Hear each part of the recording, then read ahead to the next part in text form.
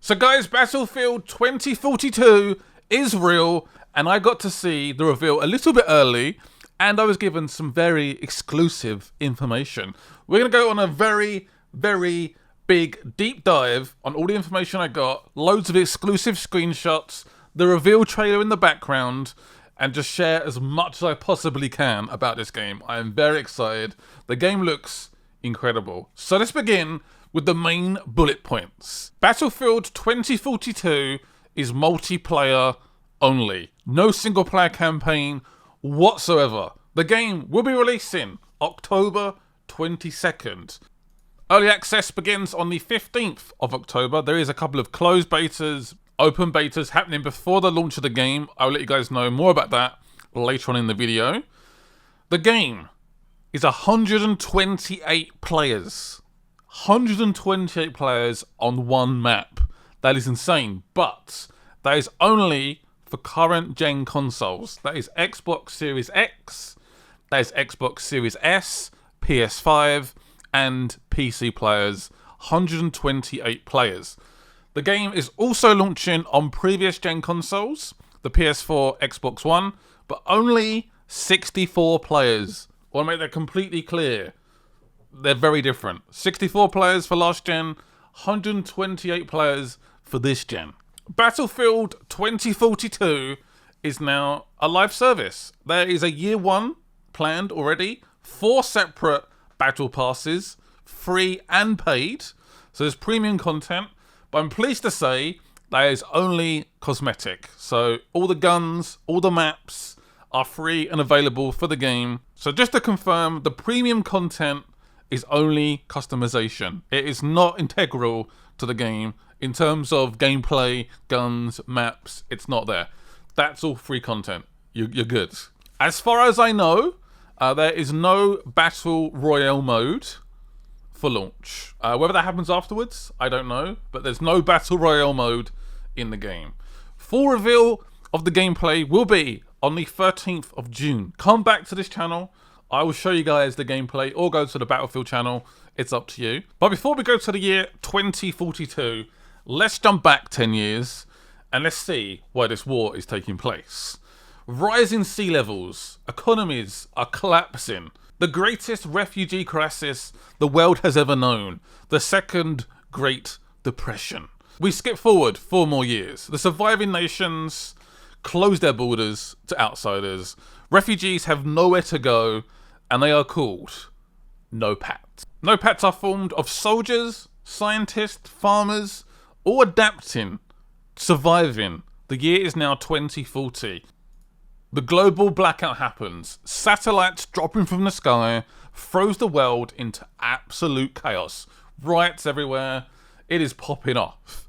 No one can spy on each other. There's no trust between 2 surviving countries, USA and Russia. USA and Russia call on the No-Pats to take up arms, to unite and fight against each other. That is where you come in. You are a No-Pat soldier. You are either a part of the US or Russia. You are fighting for your future. You want to survive until that last bullet falls to the ground. You want to be a survivor. You want a seat at the table. Right, so let's touch on the multiplayer experience. The main focus of this reveal is all-out warfare. That classic Battlefield experience, those Battlefield moments are back. And I'm very excited. This is probably the mode I'll be playing most, but there is 2 other modes. 2 main different multiplayer experiences. The second one is called Hazard Zone. All new, high stakes, tight squad gameplay. We don't know much more than that. They're going to reveal more, obviously, before the launch of the game. But tight squad play, maybe 5 versus 5, 4 versus 4, a more intense, smaller environment. But I'm excited to see what they reveal. The third one, we have no title on, but it's been made by the guys over at DICE LA. It will be announced at EA Play, July 22nd. It is aimed at long-term players of Battlefield. Don't quite know what that means. Yeah, I don't know. What does that mean? What's going to happen? What are they going to announce? I have no idea. But come back to the channel or go and check out the Battlefield channels around EA Play, July 22nd. So of course the latest Frostbite engine is back. I cannot wait to see the next gen 128 players. That is insane. On one map. That boggles the mind. I cannot wait to experience that in October, or with the beta beforehand, of course. But we're going to head back to the all-out warfare mode, and we got to focus on 2 modes, which are back: Conquest and Breakthrough. Conquest is massive player spaces. That natural sandbox element is back. Levolutions, tornadoes, weather effects, vehicles. It is going to be insane. But there is varied pacing. So in the gameplay, in the map design, there are going to be places where you collide with a lot of players, all out chaos.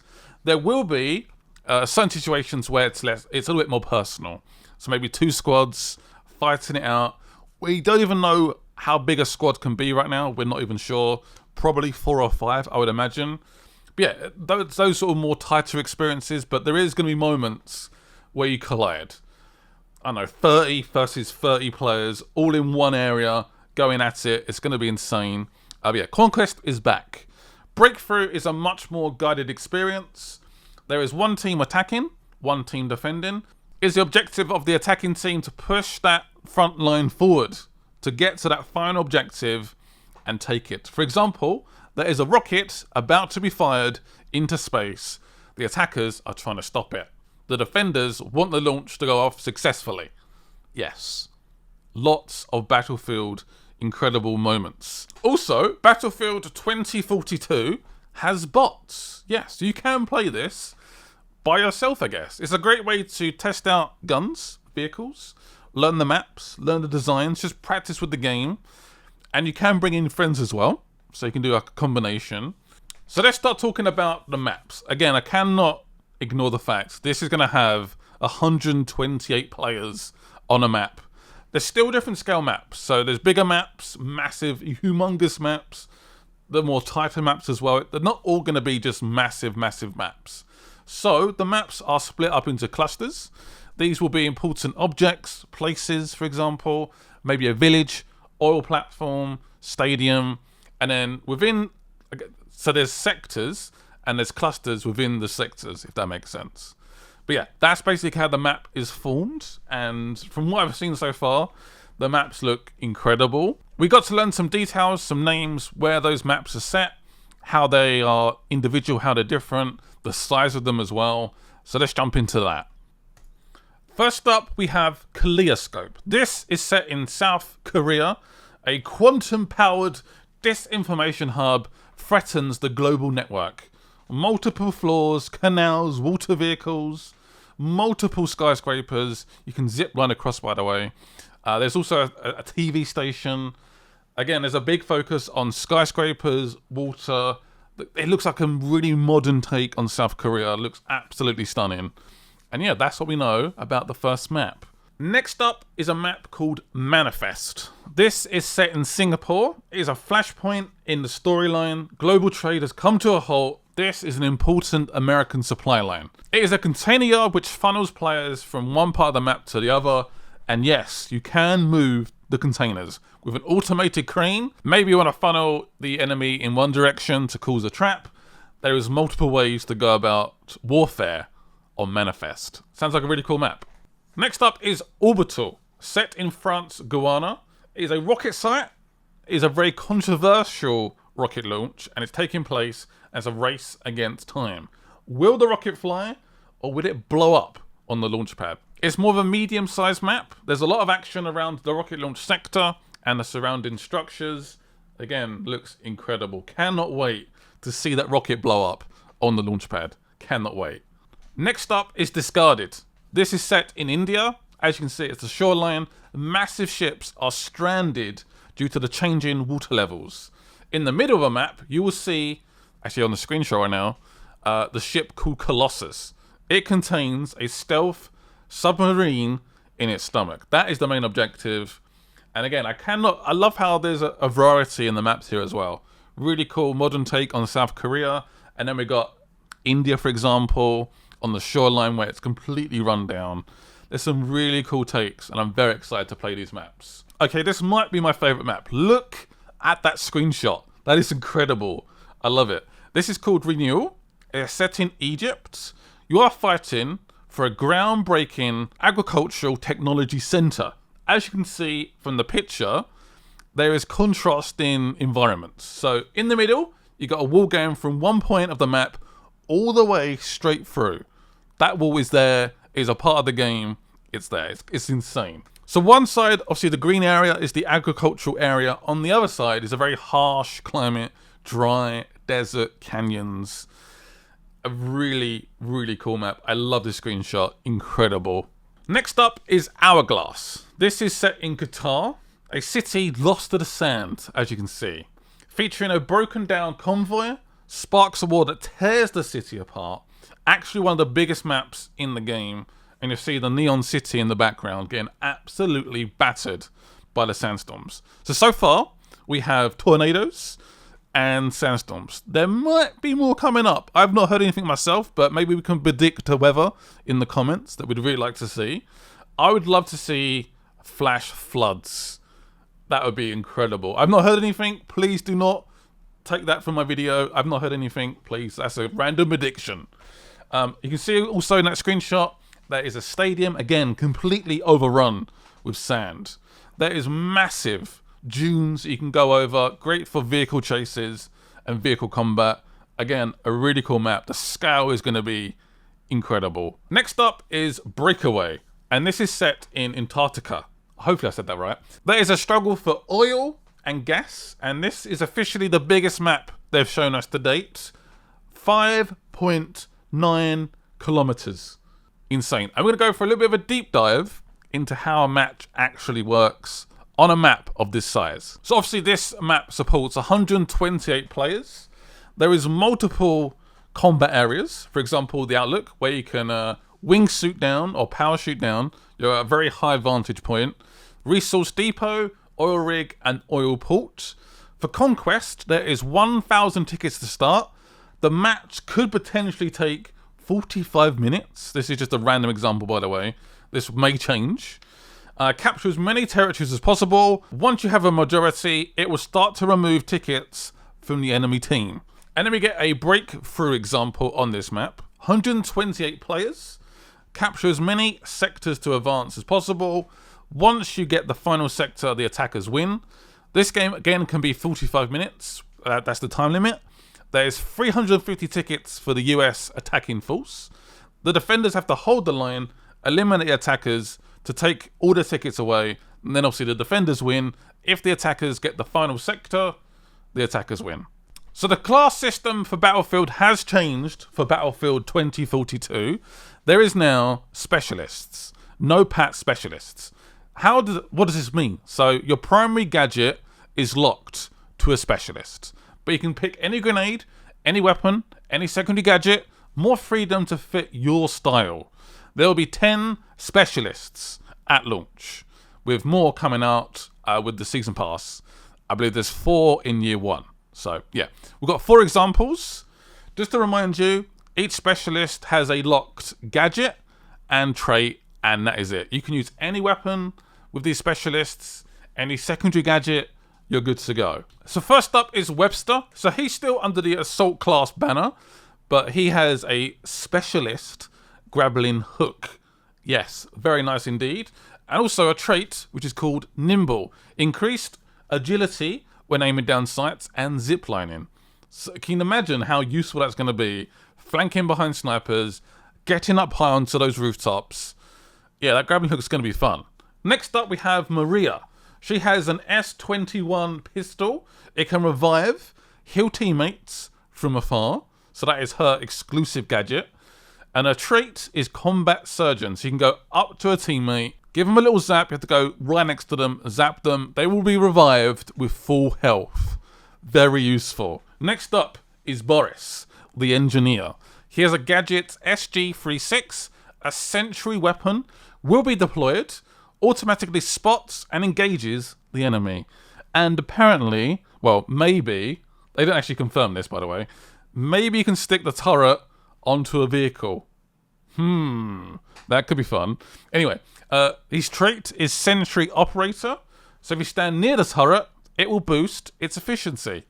Not bad, very useful. Next up is Casper. Yes, he is wearing a giddy suit and he is a part of the recon class. I'm a little bit concerned about the giddy suit. It's going to be quite hard to spot when he's quite far away in distance, hiding in a bush. Slightly concerned about that. Anyway, he has a gadget called the Recon Drone. Reveals enemy positions for you and your team. Also shoots out EMP darts to disrupt their electronics. His trait is movement sensor. So if someone comes behind him, you'll get an indication on the HUD and you can turn around and shoot him back. So it can be quite useful.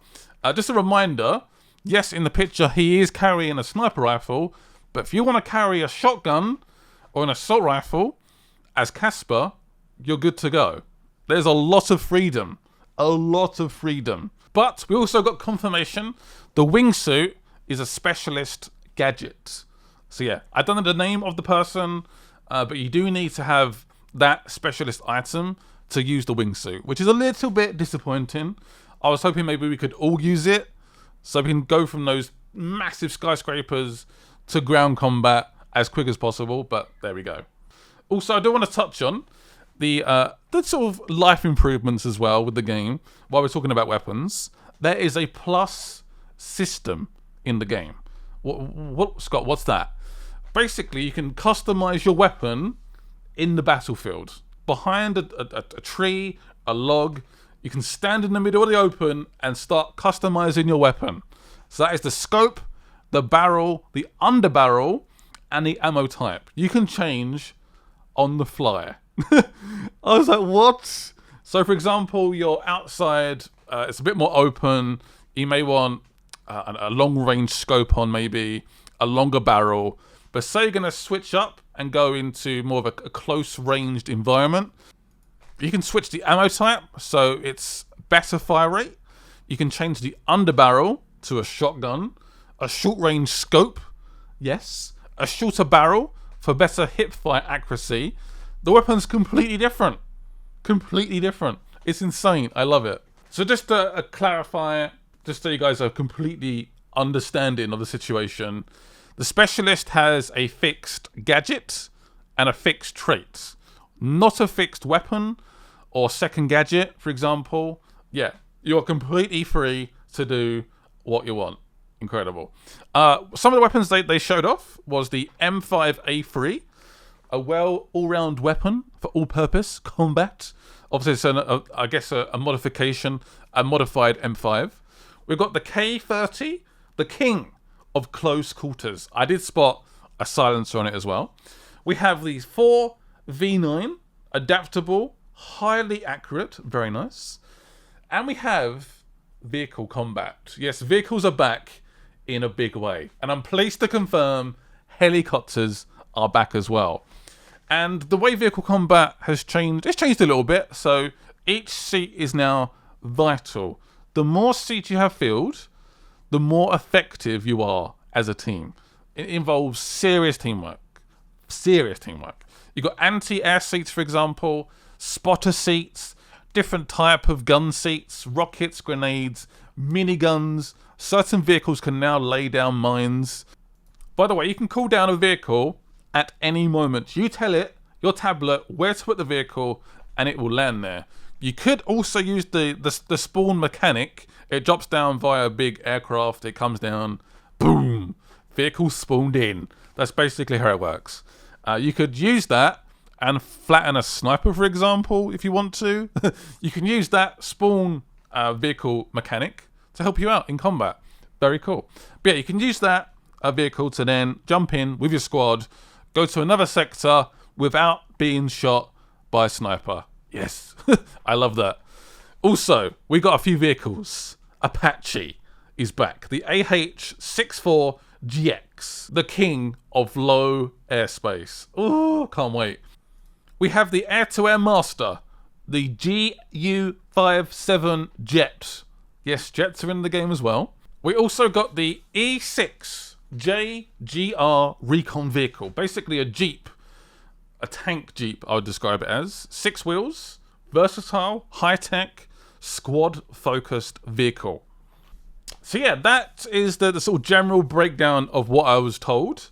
But there's going to be so many epic battlefield moments. The tornadoes can pick up vehicles, pick up players, and just toss them across the map. There was a story about one of the directors was playing and he was pinned down by a sniper.